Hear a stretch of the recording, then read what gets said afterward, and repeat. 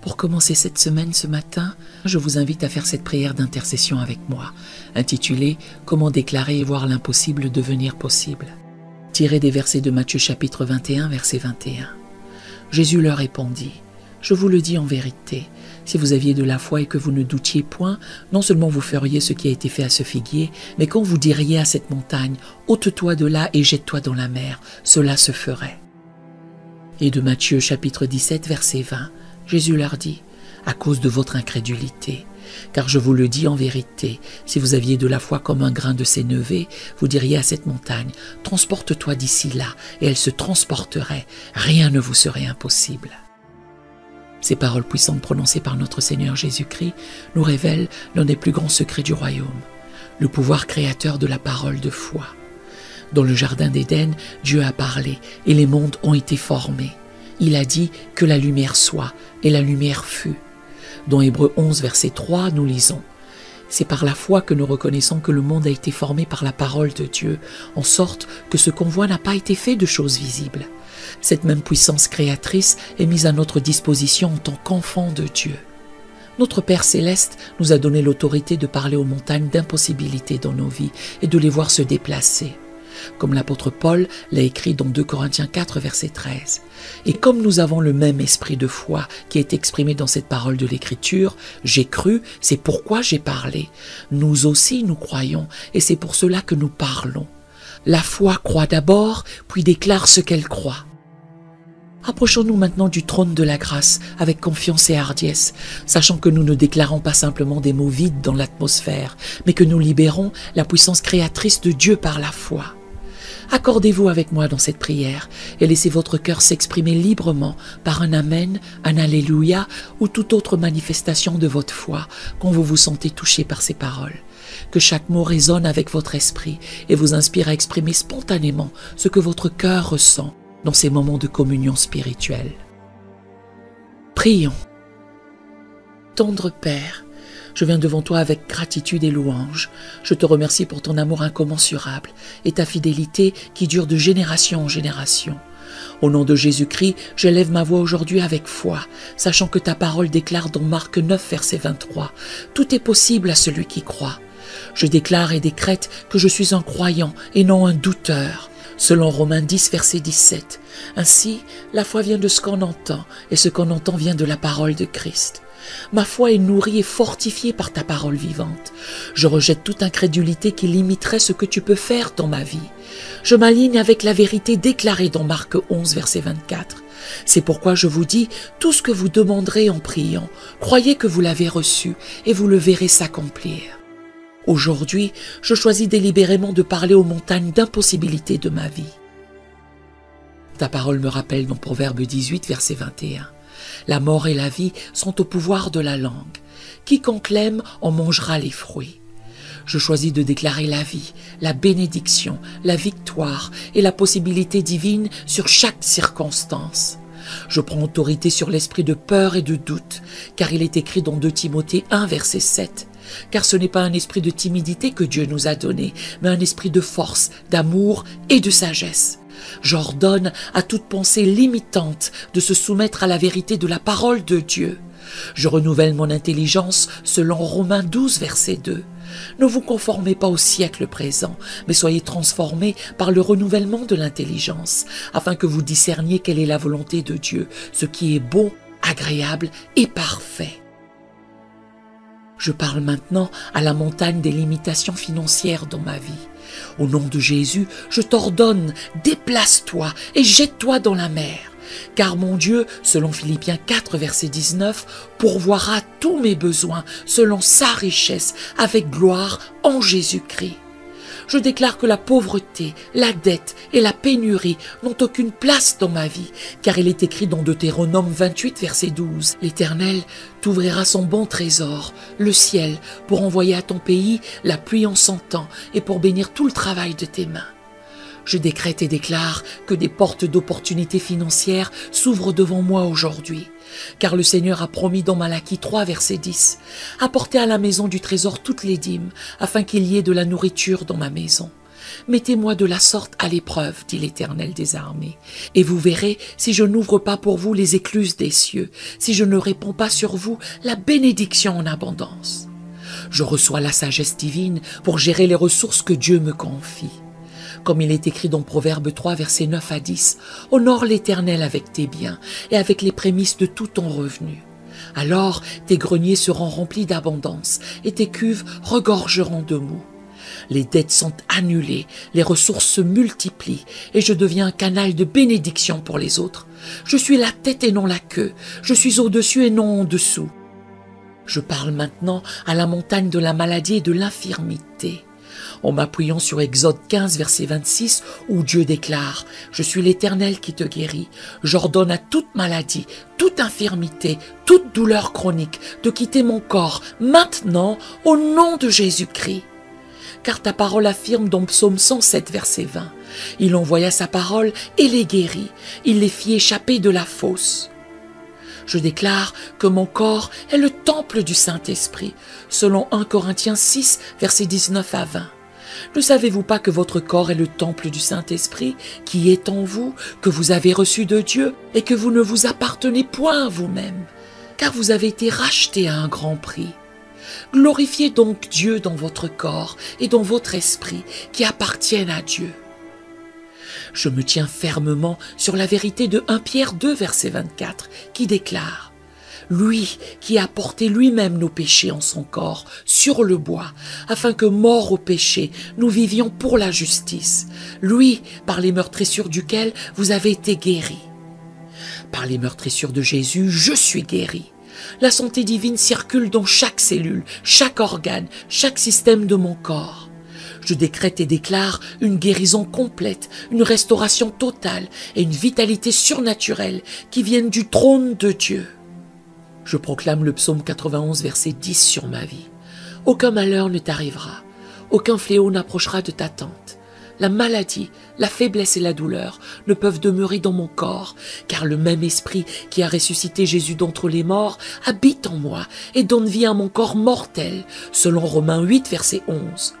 Je parle maintenant à la montagne des relations brisées, des conflits et des divisions. Au nom de Jésus-Christ, je déclare la réconciliation, la restauration et la guérison émotionnelle, car il est écrit dans 2 Corinthiens 5, verset 18. Et tout cela vient de Dieu.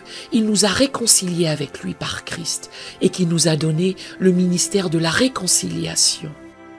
Je décrète et déclare que l'amour de Dieu règne dans toutes mes relations, car 1 Corinthiens 13, versets 7 à 8 nous rappelle que l'amour excuse tout, croit tout, espère tout, supporte tout.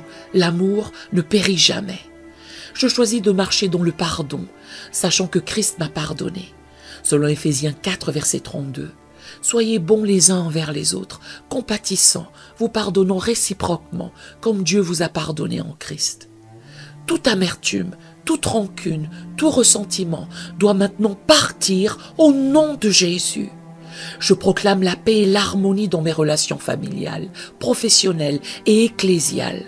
Car il est écrit dans Psaume 131, versets 1 et 3, « Voici, oh, qu'il est agréable, qu'il est doux pour des frères de demeurer ensemble. C'est comme la rosée de l'Hermon qui descend sur les montagnes de Sion. Car c'est là que l'Éternel envoie la bénédiction, la vie pour l'éternité. » Je déclare la sagesse divine dans mes interactions avec les autres, m'appuyant sur Jacques 3, versets 17 à 18. La sagesse d'en haut est premièrement pure, ensuite pacifique, modérée, conciliante, pleine de miséricorde et de bons fruits, exempte de duplicité, d'hypocrisie. Le fruit de la justice est semé dans la paix par ceux qui recherchent la paix.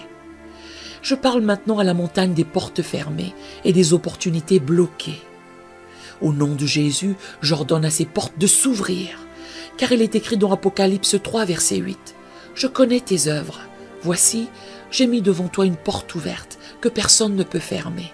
Je déclare que les portes que Dieu a ouvertes pour moi, personne ne peut les fermer, et les portes qu'il a fermées, personne ne peut les ouvrir.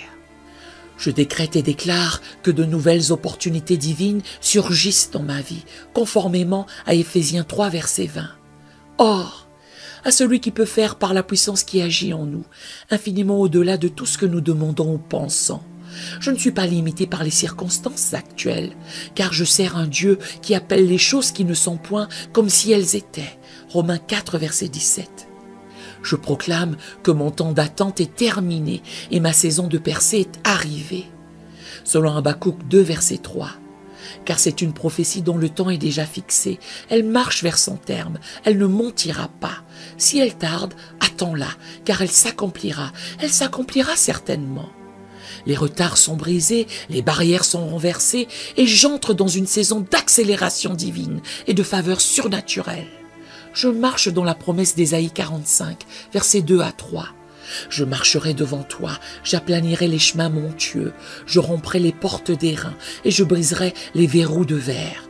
Je te donnerai des trésors cachés, des richesses enfouies, afin que tu saches que je suis l'Éternel, qui t'appelle par ton nom, le Dieu d'Israël. Je parle maintenant à la montagne des limitations mentales, des schémas de pensée négatifs et des forteresses psychologiques. Au nom de Jésus, je déclare que nous renversons les raisonnements et toute hauteur qui s'élève contre la puissance de Dieu et nous amenons toute pensée captive à l'obéissance de Christ. 2 Corinthiens 10, verset 5. Je décrète et déclare que je possède la pensée de Christ selon 1 Corinthiens 2, verset 16. Je ne suis plus conformé au modèle de pensée de ce monde, mais je suis transformé par le renouvellement de mon intelligence. Je rejette tout esprit de confusion, d'échec, de médiocrité et de limitation. J'embrasse pleinement la vérité de Philippiens 4, verset 8. Au reste, frères, que tout ce qui est vrai, tout ce qui est honorable, tout ce qui est juste, tout ce qui est pur, tout ce qui est aimable, tout ce qui mérite l'approbation, ce qui est vertueux et digne de louange, soit l'objet de vos pensées. Je choisis délibérément de fixer mes pensées sur ces choses.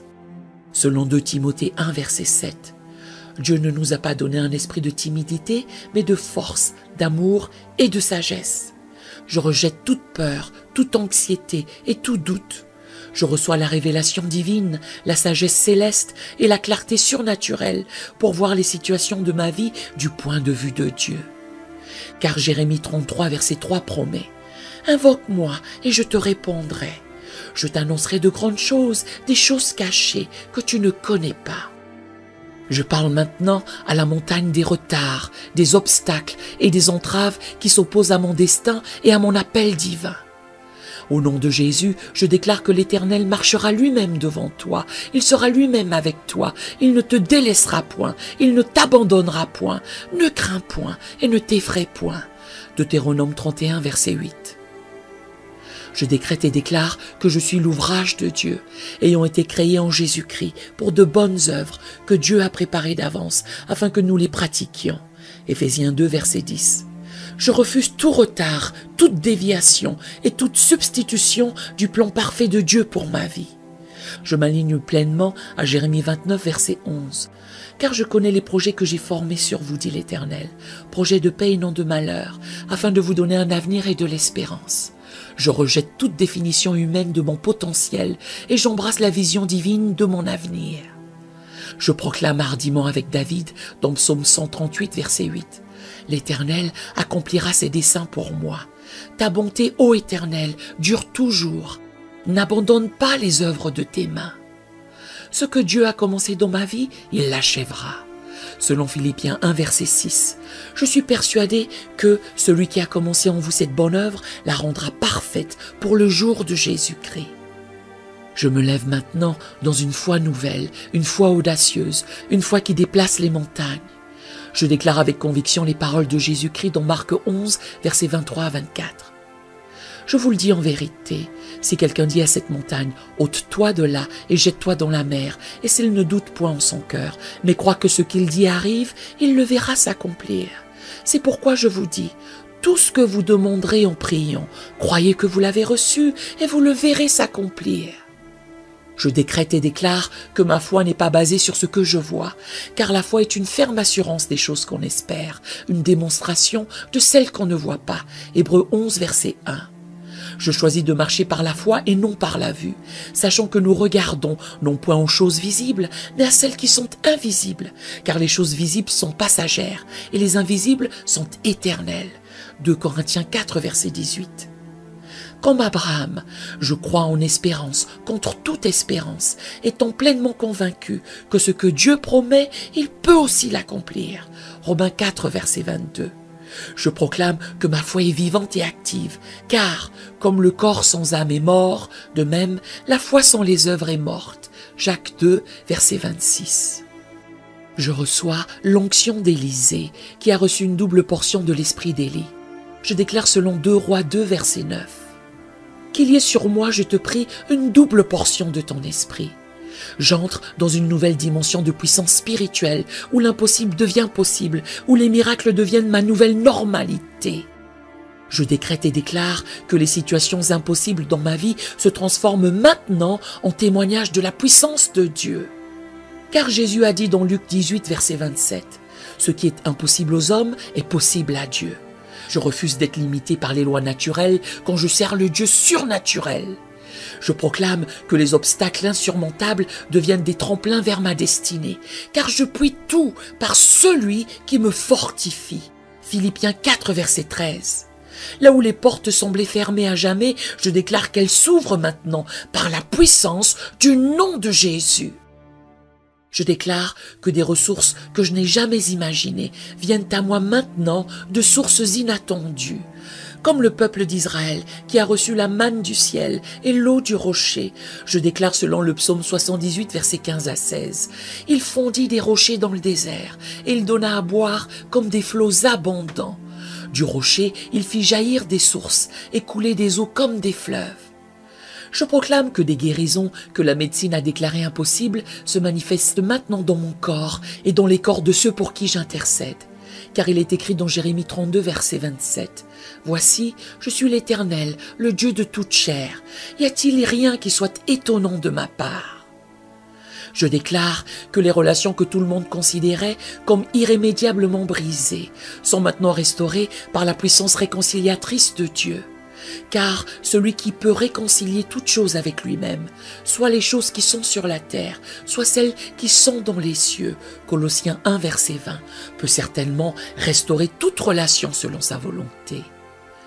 Je me tiens maintenant dans une attitude de gratitude, reconnaissant que mes paroles de foi ont déjà été entendues et que mes montagnes sont déjà en mouvement. Selon 1 Jean 5, versets 14 à 15. Nous avons auprès de lui cette assurance que si nous demandons quelque chose selon sa volonté, il nous écoute. Et si nous savons qu'il nous écoute, quelque chose que nous demandions, nous savons que nous possédons la chose que nous lui avons demandée.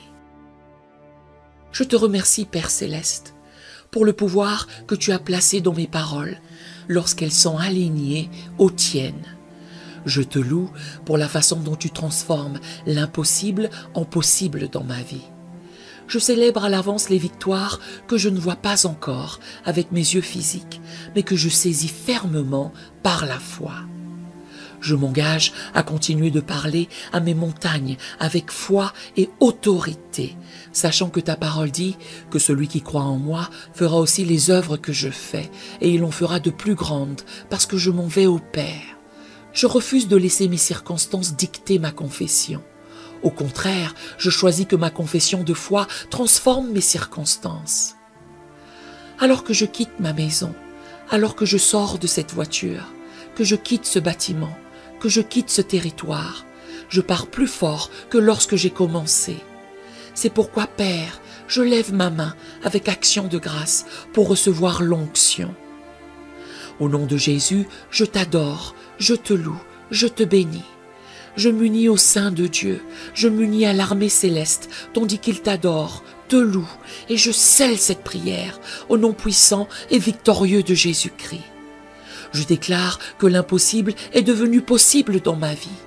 Toute gloire, tout honneur et toute louange reviennent à toi, Seigneur, maintenant et pour l'éternité. Amen et Amen.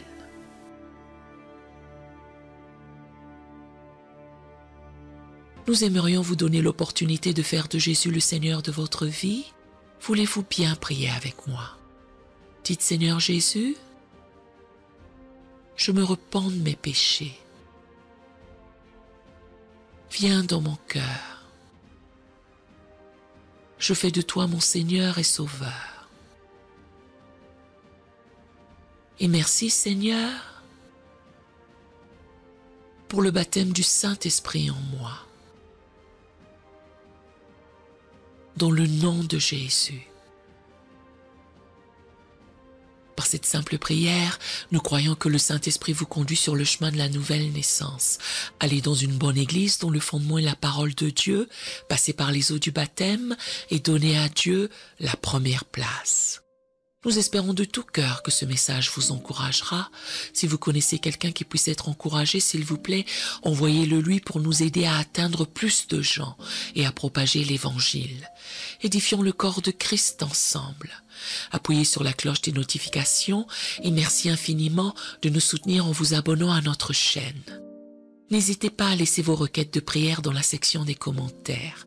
Sachez que même si vous ne voyez pas de réponse à votre requête, que ce soit sur YouTube, email, Facebook ou sur Messenger, nous avons prié pour vous. Nous invitons humblement le corps de Christ à soutenir chaque requête en écrivant une prière dans la section commentaires. Tenez-vous ferme dans la foi avec nous pendant que nous prions. Que la grâce et la paix du Seigneur Jésus-Christ soient avec vous tous et qu'il vous bénisse merveilleusement.